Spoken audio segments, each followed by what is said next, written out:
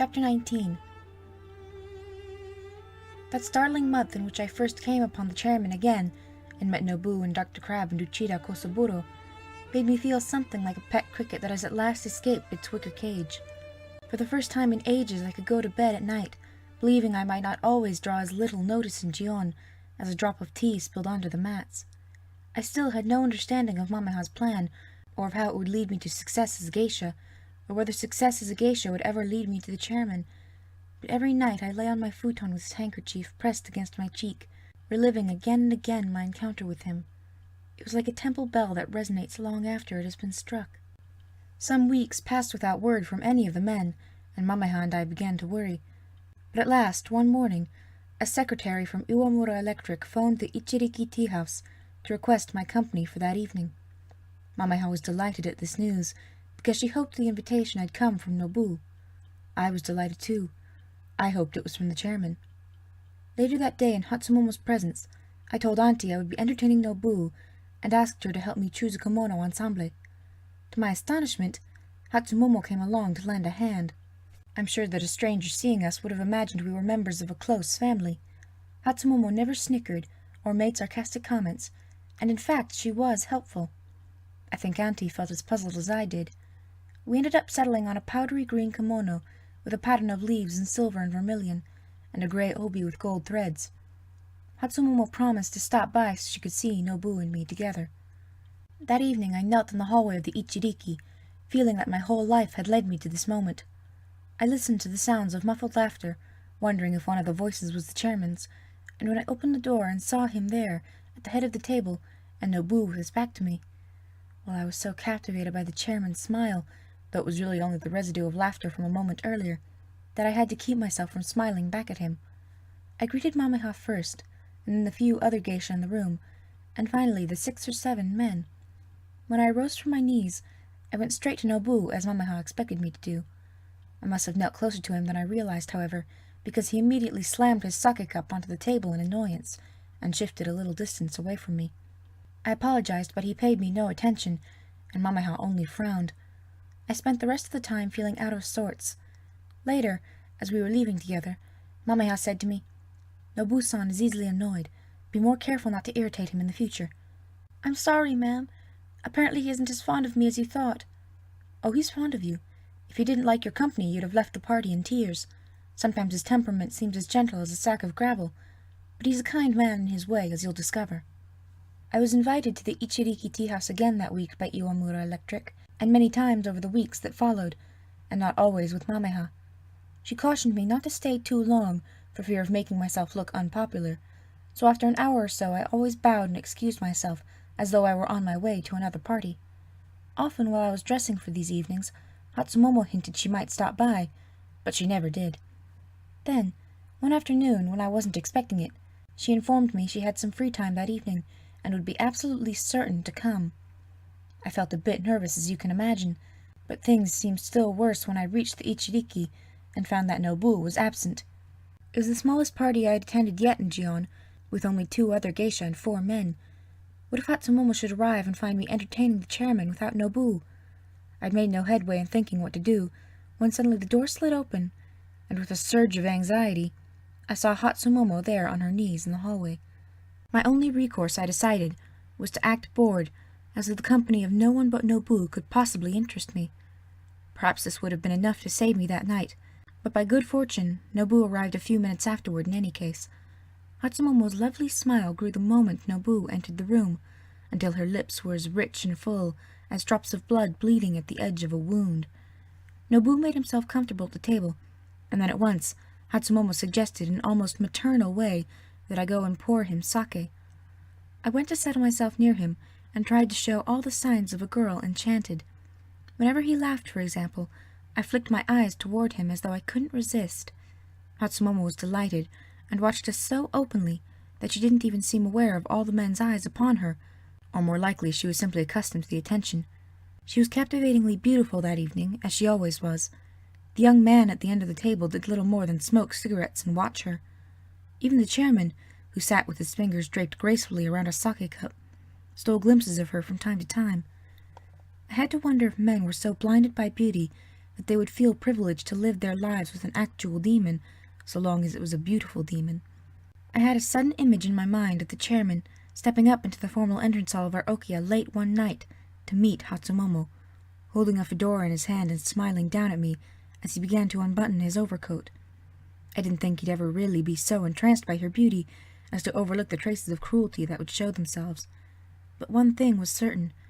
If Hatsumomo ever understood my feelings for him, she might very well try to seduce him, if for no other reason than to cause me pain. Suddenly it seemed urgent to me that Hatsumomo leave the party. I knew she was there to observe the developing romance, as she put it, so I made up my mind to show her what she'd come to see. I began by touching my fingertips to my neck or my hairstyle every so often, in order to seem worried about my appearance. When my fingers brushed one of my hair ornaments inadvertently, I came up with an idea. I waited until someone made a joke, and then, while laughing and adjusting my hair, I leaned toward Nobu.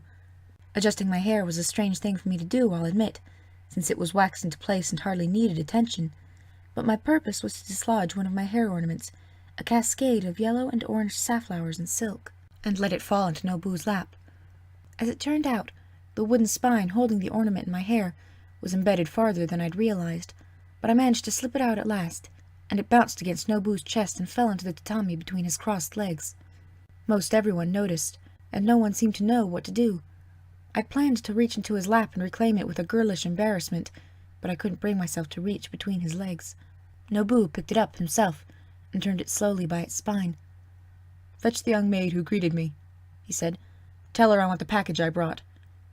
I did as Nobu asked, and returned to the room to find everyone waiting. He was still holding my hair ornament by the spine, so that the flowers dangled down above the table, and made no effort to take the package from me when I offered it to him. "I was going to give it to you later on your way out, but it looks as if I meant to give it to you now," he said, and nodded toward the package in a way that suggested I should open it. I felt very embarrassed with everyone watching, but I unfolded the paper wrapping and opened the little wooden box inside to find an exquisite ornamental comb on a bed of satin. The comb, in the shape of a half-circle, was a showy red color adorned with bright flowers. "It's an antique I found a few days ago," Nobu said. The chairman, who was gazing wistfully at the ornament in its box on the table, moved his lips, but no sound came out at first, until he cleared his throat and then said, with a strange sort of sadness, "Why, Nobu-san, I had no idea you were so sentimental." Hatsumomo rose from the table. I thought I'd succeeded in ridding myself of her, but to my surprise, she came around and knelt near me. I wasn't sure what to make of this, until she removed the comb from the box and carefully inserted it into my hair just at the base of the large pin-cushion-like bun. She held out her hand, and Nobu gave her the ornament of dangling safflowers, which she had replaced in my hair as carefully as a mother tending to a baby.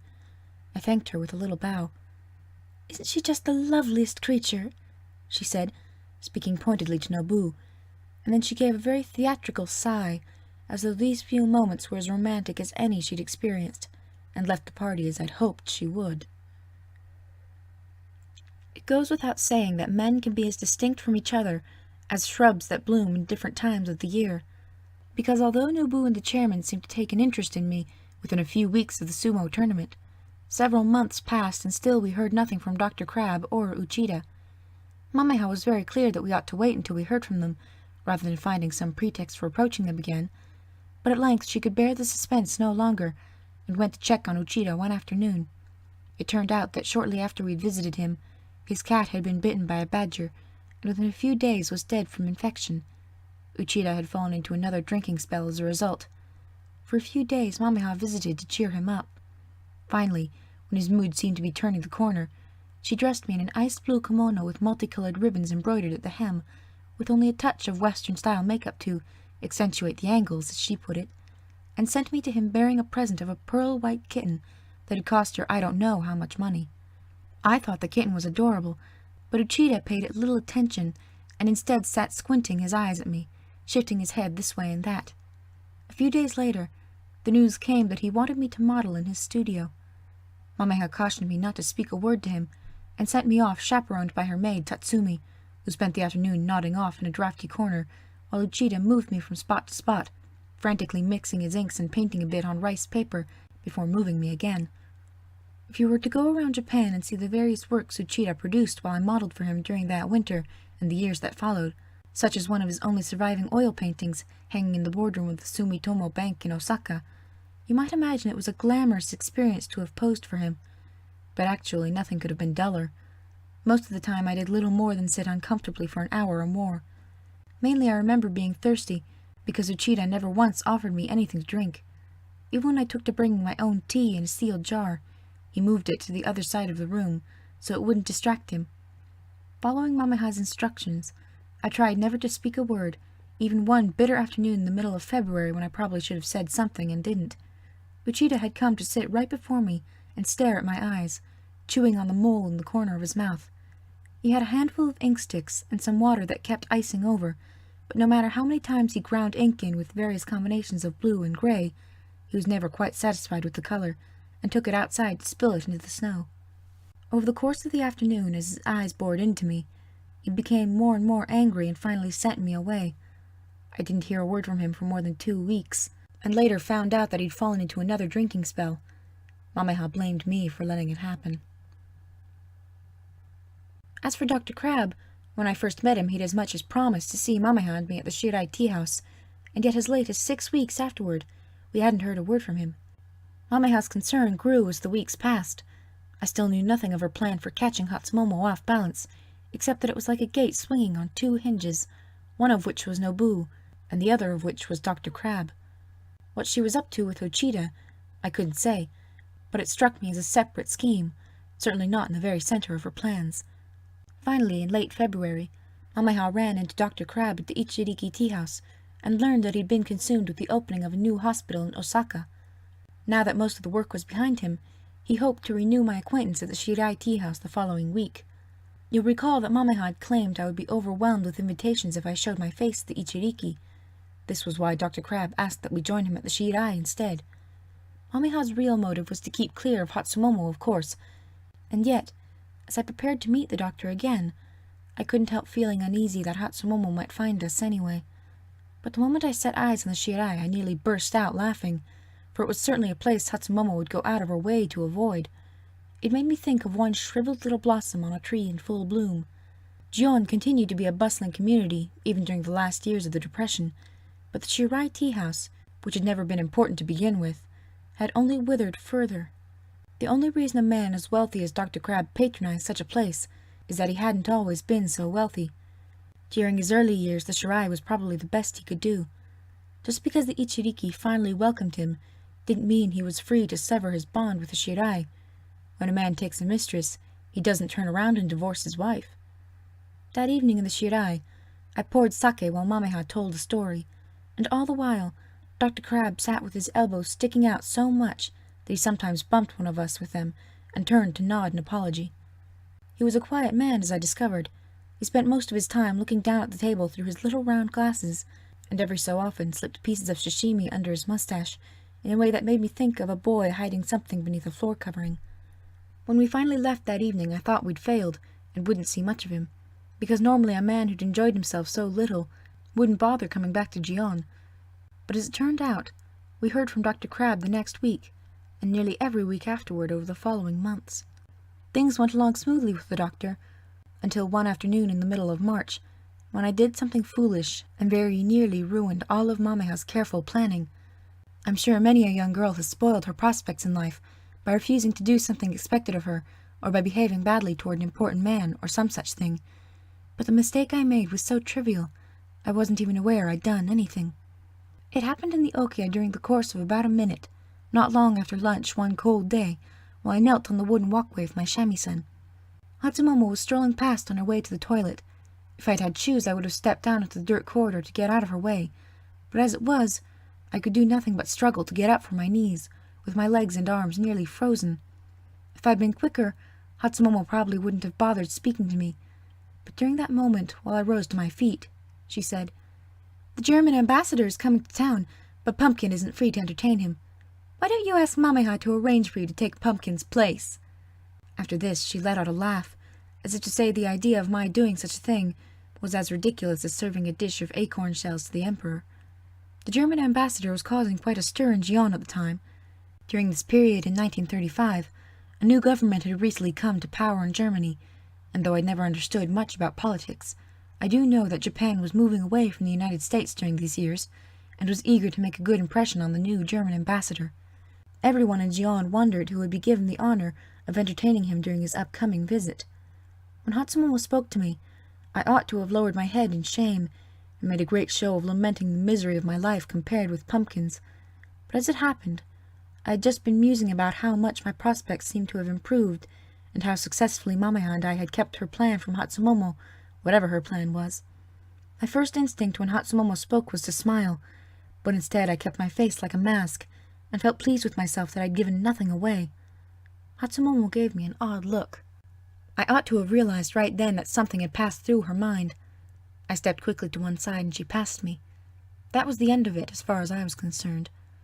Then, a few days later, Mamaha and I went to the Shirai tea house to meet Dr. Crabbe once again. But as we rolled open the door, we found Pumpkin slipping her feet into her shoes to leave. I was so startled to see her, I wondered what on earth could possibly have brought her there. Then Hatsumomo stepped down into the entryway as well, and of course I knew. Hatsumomo had outsmarted us somehow. "Good evening, Mamaha-san," Hatsumomo said. "And look who's with you. It's the apprentice the doctor used to be so fond of." I'm sure Mamaha felt as shocked as I did, but she didn't show it. "Why, Hatsumomo-san," she said, "I scarcely recognize you, but my goodness, you're aging well." Hatsumomo wasn't actually old. She was only 28 or 29. I think Mamaha was just looking for something nasty to say. "I expect you're on your way to see the doctor," Hatsumomo said. "Such an interesting man. I only hope he'll still be happy to see you. Well, goodbye." Hatsumomo looked cheerful as she walked away, but in the light from the avenue I could see a look of sorrow on Pumpkin's face. Mamaha and I slipped out of our shoes without speaking a word. Neither of us knew what to say. The Shirai's gloomy atmosphere seemed as thick as the water in a pond that night. The air smelled of stale makeup. The damp plaster was peeling in the corners of the rooms. I would have given anything to turn around and leave. When we slid open the door from the hallway, we found the mistress of the tea-house keeping Dr. Crabbe company.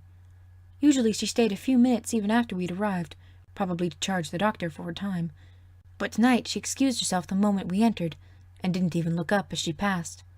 Dr. Crabbe was sitting with his back facing us, so we skipped the formality of bowing, and went instead to join him at the table. "You seem tired, Doctor," Mamaha said. "How are you this evening?" Dr. Crabbe didn't speak. He just twirled his glass of beer on the table to waste time, even though he was an efficient man and never wasted a moment if he could help it. "Yes, I am rather tired," he said at last. "I don't feel much like talking." And with that, he drank down the last of his beer and stood to leave. Mamaha and I exchanged looks. When Dr. Crabbe reached the door to the room, he faced us and said, "I certainly do not appreciate when people I have trusted turn out to have misled me." Afterward he left without closing the door. Mamaha and I were too stunned to speak. At length she got up and slid the door shut. Back at the table she smoothed her kimono, and then pinched her eyes closed in anger, and said to me, "All right, Sayuri. What exactly did you say to Hatsumomo?" "Mamaha-san, after all this work, I promise you I would never do anything to ruin my own chances." "The doctor certainly seems to have thrown you aside as though you're no better than an empty sack. I'm sure there's a reason. But we won't find out until we know what Hatsumomo said to him tonight." "How can we possibly do that?" "Pumpkin was here in the room. You must go to her and ask." I wasn't at all sure Pumpkin would speak with me, but I said I would try, and Mamaha seemed satisfied with this. She stood and prepared me to leave, but I stayed where she was. But I stayed where I was until she turned to see what was keeping me. "Mamaha-san, may I ask a question?" I said. "Now Hatsumomo knows I've been spending time with the doctor, and probably she understands the reason why. Dr. Crabbe certainly knows why. You know why. Even Pumpkin may know why. I'm the only one who doesn't. Won't you be kind enough to explain your plan to me?" Mamaha looked up as if she felt very sorry I'd asked this question. For a long moment she looked everywhere but at me, but she finally let out a sigh and knelt at the table again to tell me what I wanted to know. "You know perfectly well," she began, "that Uchida-san looks at you with the eyes of an artist, but the doctor is interested in something else, and so is Nobu. Do you know what is meant by the homeless eel?" I had no idea what she was talking about, and I said so. "Men have a kind of, well, an eel on them," she said. Women don't have it, but men do. It's located— I think I know what you're talking about, I said, but I didn't know it was called an eel. It isn't an eel, really, Mamaha said, but pretending it's an eel makes things so much easier to understand. So let's think of it that way. Here's the thing. This eel spends its entire life trying to find a home, and what do you think women have inside them? Caves, where the eel likes to live. This cave is where the blood comes from every month, when the clouds pass over the moon, as we sometimes say. I was old enough to understand what Mamaha meant by the passage of clouds over the moon, because I'd been experiencing it for a few years already. The first time, I couldn't have felt more panicked if I'd sneezed and found pieces of my brain in the handkerchief. I really was afraid I might be dying, until Auntie had found me washing out a bloody rag, and explained that bleeding was just part of being a woman. You may not know this about eels, Mamaha went on, but they're quite territorial. When they find a cave they like, they wriggle around inside it for a while to be sure that it's a nice cave, I suppose. And when they've made up their mind that it's comfortable, they mark the cave as their territory by spitting. Do you understand? If Mama had simply told me what she was trying to say, I'm sure I would have been shocked, but at least I'd have an easier time sorting it all out. Years later, I discovered that things had been explained to Mamaha in exactly the same way by her older sister. Here's the part that's going to seem very strange to you, Mamaha went on, as if what she'd already told me didn't. Men actually like doing this. In fact, they like it very much. There are even men who do little in their lives besides search for different caves to let their eels live in. A woman's cave is particularly special to a man if no other eel has ever been in it before. Do you understand? We call this mizuwage. We call what mizuwage? The first time a woman's cave is explored by a man's eel. That is what we call mizuwage. Now mizu means water, and age means raise up or place on, so that the term mizuwage sounds as if it might have something to do with raising up water or placing something on the water. If you get 3 geisha in a room, all of them will have different ideas about where the term comes from. Now that Mama had finished her explanation, I felt only more confused, though I tried to pretend it all made a certain amount of sense. I suppose you can guess why the doctor likes to play around in Gion, Mamaha continued. He makes a great deal of money from his hospital. Except for what he needs to support his family, he spends it in the pursuit of mizuwage. It may interest you to know, Sayuri-san, that you are particularly the sort of girl that he likes best. I know this very well, because I was one myself. As I later learned, a year or 2 before I'd first come to Gion, Dr. Crabbe had paid a record amount for Mamaha's mizuwage, maybe 7,000 yen or 8,000 yen. This may not sound like much, but at that time it was a sum that even someone like Mother, whose every thought was about money and how to get more of it, might see only once or twice in a lifetime. Mamaha's mizuwage had been so costly, partly because of her fame, but there was another reason she explained to me that afternoon. 2 very wealthy men had bid against each other to be her mizuwage patron. One was Dr. Crabbe, the other was a businessman named Fujikado. Ordinarily men didn't compete this way in Gion. They all knew each other and preferred to reach an agreement on things. But Fujikado lived on the other side of the country, and came to Gion only occasionally. He didn't care if he offended Dr. Crabbe, and Dr. Crabbe, who claimed to have some aristocratic blood in him, hated self-made men like Fujikado, even though, in truth, he was a self-made man too, for the most part. When Mamaha noticed at the sumo tournament that Nobu seemed taken with me, she thought at once of how much Nobu resembled Fujikado, self-made and, to a man like Dr. Crabbe, repulsive. With Hatsumomo chasing me around like a housewife chasing a cockroach, I certainly wasn't going to become famous the way Mamaha had, and end up with an expensive mizuwage as a result. But if these 2 men found me appealing enough, they might start a bidding war, which could put me in the same position to repay my debts as if I'd been a popular apprentice all along. This was what Mamaha had meant by catching Hatsumomo off balance. Hatsumomo was delighted that Nobu found me attractive. What she didn't realize was that my popularity with Nobu would very likely drive up the price of my mizuwage. Clearly we had to reclaim Dr. Crabbe's affections. Without him, Nobu could offer what he wanted for my mizuwage, that is, if he turned out to have any interest in it at all. I wasn't sure he would, but Mamaha assured me that a man doesn't cultivate a relationship with a 15-year-old apprentice geisha unless he has her mizuwage in mind. You can bet it isn't your conversation he's attracted to, she told me. I tried to pretend I didn't feel hurt by this.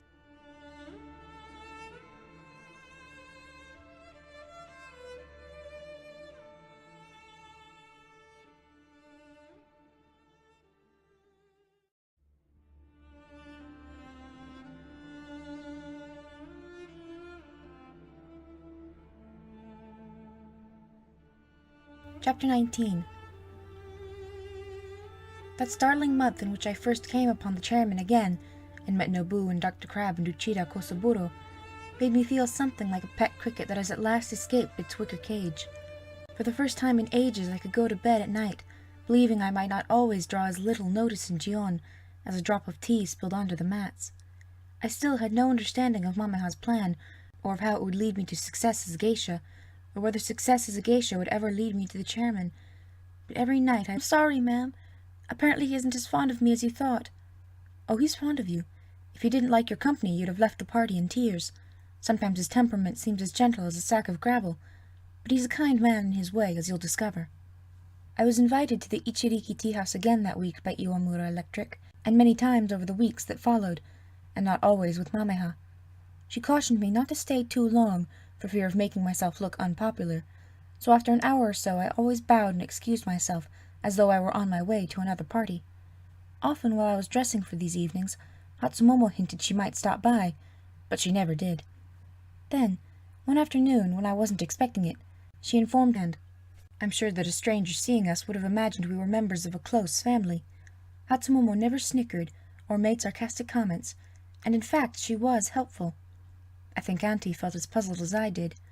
We ended up settling on a powdery green kimono with a pattern of leaves in silver and vermilion, and a grey obi with gold threads. Hatsumomo promised to stop by so she could see Nobu and me together. That evening I knelt in the hallway of the Ichiriki, feeling that my whole life had led me to this moment. I listened to the sounds of muffled laughter, wondering if one of the voices was the chairman's, and when I opened the door and saw him there, at the head of the table, and Nobu with his back to me, well, I was so captivated by the lay on my futon with his handkerchief pressed against my cheek, reliving again and again my encounter with him. It was like a temple bell that resonates long after it has been struck. Some weeks passed without word from any of the men, and Mamaha and I began to worry. But at last, one morning, a secretary from Iwamura Electric phoned the Ichiriki tea house to request my company for that evening. Mamaha was delighted at this news, because she hoped the invitation had come from Nobu. I was delighted too. I hoped it was from the chairman. Later that day, in Hatsumomo's presence, I told Auntie I would be entertaining Nobu, and asked her to help me choose a kimono ensemble. To my astonishment, Hatsumomo came along to lend a hand. The chairman's smile, though it was really only the residue of laughter from a moment earlier, that I had to keep myself from smiling back at him. I greeted Mamaha first, and then the few other geisha in the room, and finally the 6 or 7 men. When I rose from my knees, I went straight to Nobu, as Mamaha expected me to do. I must have knelt closer to him than I realized, however, because he immediately slammed his sake cup onto the table in annoyance, and shifted a little distance away from me. I apologized, but he paid me no attention, and Mamaha only frowned. I spent the rest of the time feeling out of sorts. Later, as we were leaving together, Mamaha said to me, "Nobu-san is easily annoyed. Be more careful not to irritate him in the future."